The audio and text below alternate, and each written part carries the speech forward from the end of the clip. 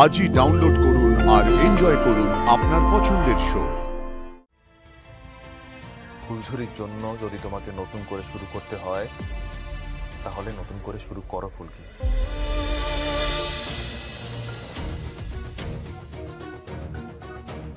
Sir, পাওয়া গেছে? হ্যাঁ পাওয়া গেছে। এই তো অরণ্য দাশগুপ্ত শিলিগুড়ির বাস ধরেছে। শিলিগুড়ি? হ্যাঁ শিলিগুড়ি। আর আপনারা ঠিক ছিলেন, উনি সকালের বাসই ধরেছেন।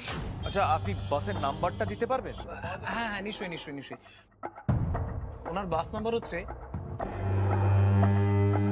2967। 296। এক মিনিট, আমি লিখে দিচ্ছি। হ্যাঁ দাঁড়ান।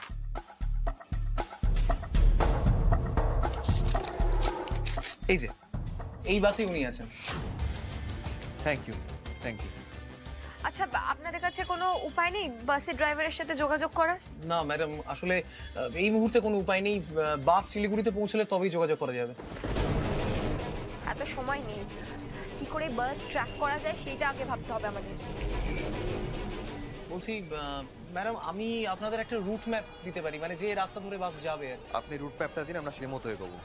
দাঁড়া ভাই, যে লোক পালাচ্ছে সে শিলিগুড়ি অবধি, মানে যেখানে আলটিমেটলি বাসটা গিয়ে পৌঁছয় সেখানে অবধি যাবে না।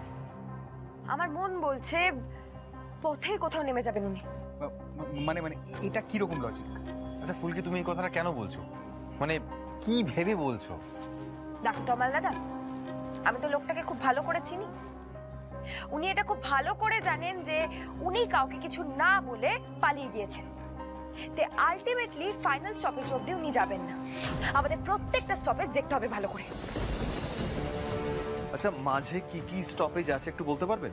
স্যার, মাঝে 3টে স্টপেজ আছে। প্রথম স্টপেজ হচ্ছে কৃষ্ণনগর, তারপরে পাকুড় বলে একটা জায়গা, আর তারপরে শিলিগুড়ি ঢোকার আগেই মানে ছোট্ট একটা স্টপেজ, আর তারপরে শিলিগুড়ি হয়ে শেষ।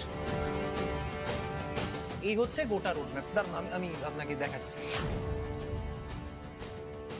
এইটা হচ্ছে রুট ম্যাপ।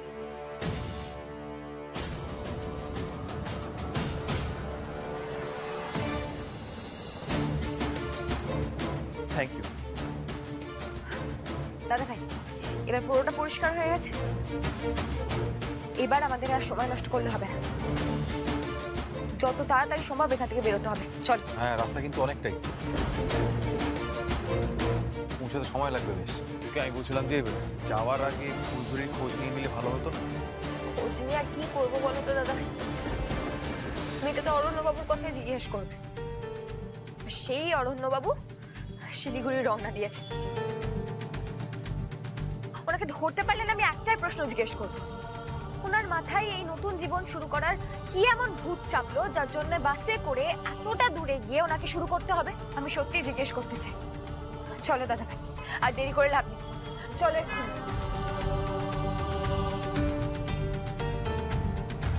শিলিগুড়ি শিলিগুড়ি শিলিগুড়ি, কে যাবেন শিলিগুড়ি?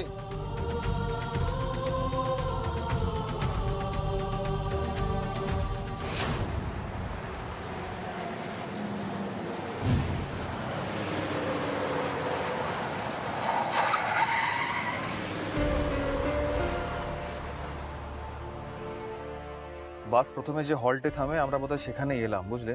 অংশুদা, ম্যাপ তো সেটাই দেখাচ্ছে। আমার মনে হয় কি আমাদের নেমে জিজ্ঞাসাবাদ করতে হবে অরণ্যদার ছবি দেখিয়ে। ফুলকি, তুমি গাড়িতেই বসো, অংশুদা তুমিও গাড়িতেই থাকো। আমি আর পিয়াল যাচ্ছি, বাসগুলো যেখানে থামে সেখানে গিয়ে জিজ্ঞাসাবাদ করছি, কেমন? পিয়াল চল। হ্যাঁ, সাবধানে। পিয়াল সাবধানে। হ্যাঁ।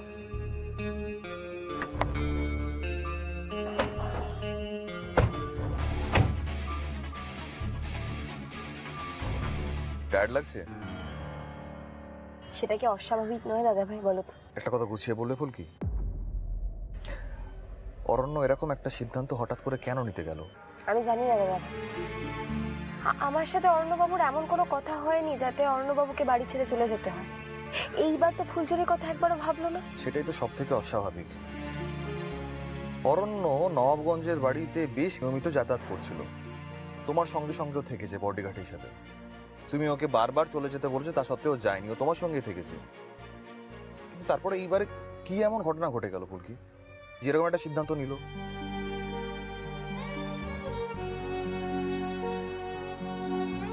তুই বল, অরণ্যবাবু আমার বাবা হবে? ফুলকি, সবাই যখন রোহিতকে ভুলে গিয়ে অরণ্যকে আঁকড়ে ধরে নতুন করে বাঁচার চেষ্টা করছে, তখন তুমি কেন করছো না ফুলকি? দেখো দাদা ভাই, তুমি তো জানো যে সামাজিক মাধ্যমে খবরে আনন্দ বাবার আশ্রমের কাণ্ড নিয়ে খুব চর্চা হচ্ছে। এটা যে বিরোধী দলের কাজ সেই নিয়ে কোনো সন্দেহ নেই। হয়তো এটা নিয়েও খুব চর্চা হচ্ছে যে ফুলঝুরি কার মেয়ে। আমার দলের লোকরাও সেটা বুঝতে পেরেছে যে এটা বিরোধী দলের কাজ, কিন্তু তারা সমাধান বের করেছে আমার আর অরণ্যবাবুর বিয়ে। এটা কখনো সম্ভব? অরণ্য কি এই বিষয় নিয়ে তোমায় কিছু বলেছে? না তো। ফুলঝুরির মাথায় এসব পাকা পাকা চিন্তা ভাবনা এসেছে। আরে বাবা, ওর স্কুলের বন্ধুগুলো তো খুব পাকা, এই নিয়ে নিশ্চয়ই আলোচনা হয়েছে। দেখো ফুলকি, তোমার মনে রোহিতের জায়গা কোথায় সেটা আমি খুব ভালো করে জানি, কিন্তু জীবন অন্যরকম ফুলকি। জীবন থেমে থাকে না, এগিয়ে চলে। তোমার মনের কথা, তোমার কনসার্ন, এইগুলো শেয়ার করার জন্য একজন মানুষের দরকার হয় ফুলকি। আমি আর পারমিতা অনেকদিনই আলাদা আলাদা থেকেছি, কিন্তু এখন যখন ভাবি না যে পারমিতার সঙ্গে আর কোনোদিনও আমার কোনো কথা হবে না, কোনোদিনও ওর সঙ্গে আমার আর দেখা হবে না, তখন খুব একা একা লাগে জানো। সে তো আমারও সবসময় লাগে, মনে হয় একটা লোক নেই যাকে সবকিছু বলা যায়। এই ফুলকি, কি ভাবছো? একটা কথা বলি, ফুলঝুরির জন্য যদি তোমাকে নতুন করে শুরু করতে হয়, তাহলে নতুন করে শুরু করো ফুলকি। দেখো, অরণ্য যে তোমাকে ভালোবাসে তা নিয়ে তো আমাদের কারোর কোনো সন্দেহ নেই। দাদা ভাই, এসব কি বলছো তুমি? অরণ্যবাবু আমায় কেন ভালোবাসতে যাবে?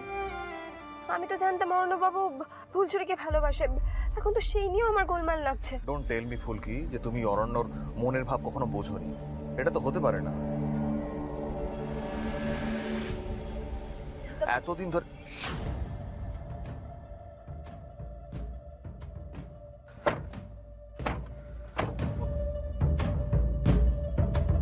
অরণ্যর কোনো খোঁজ খবর পাওয়া যায়নি, তবে ও যে বাসের সিট বুক করেছিল সেই বাসটা সময় মতন পাস করে গেছে। কাজে আমাদের এগিয়ে যেতে হবে। ফুলকি, তুমি আবার অস্থির হয়ে পড়ছো কেন? অরণ্যদাকে ঠিক খুঁজে পাওয়া যাবে, তুমি টেনশন করো না।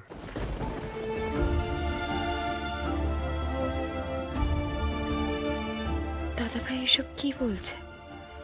অরণ্যবাবু সত্যি আমাকে ভালোবাসেন, কিন্তু আমি তো কোনোদিনও অরণ্যবাবুর ভালোবাসার দাম দিতে পারবো না। দাদা চলুন।